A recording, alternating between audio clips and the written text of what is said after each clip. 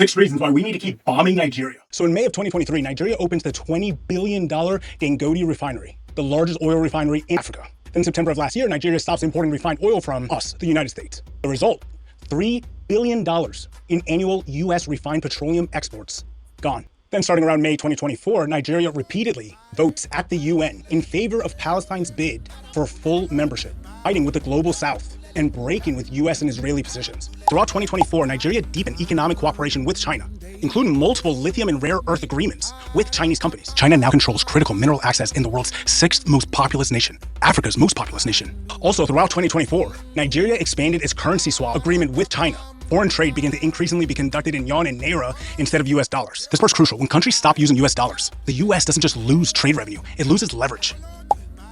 And then this year, starting in January of 2025, Nigeria is admitted to BRICS as a partner country, aligning economically with China, Russia, all the countries, building alternatives to US financial dominance. And then 2 months ago, in October of 2025, Russia and Nigeria signed and renewed nuclear project development agreements, giving Russia a foothold in Nigeria's energy infrastructure. And then in that very month, completely unrelated of course, the story becomes about Christian genocide. The US designates Nigeria as a country of particular concern for religious freedom. Politicians like Ted Cruz are throwing around a made-up arbitrary 50,000 deaths number. This is completely made up. And so 3 weeks after the Russia deal, Trump threatens Nigeria with military action. Then, of course, yesterday on December 25th, Trump decided to give Nigeria...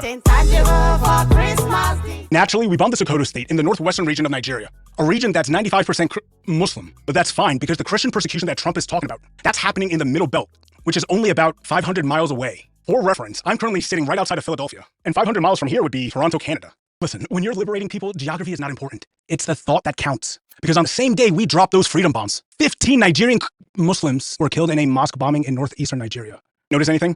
It's like your landlord discovering lease violations the same week you tell them you're moving out. Or suddenly remembering your ex still has your old broken iPod the moment she starts dating someone new.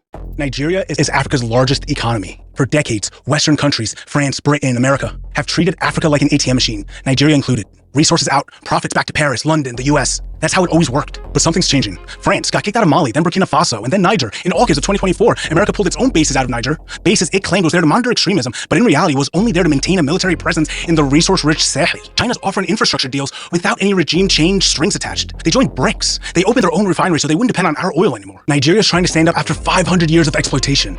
And that's the actual threat. Not ISIS, not Christian persecution. The threat is, what happens when the world's most resource-rich continent stops asking Washington for permission?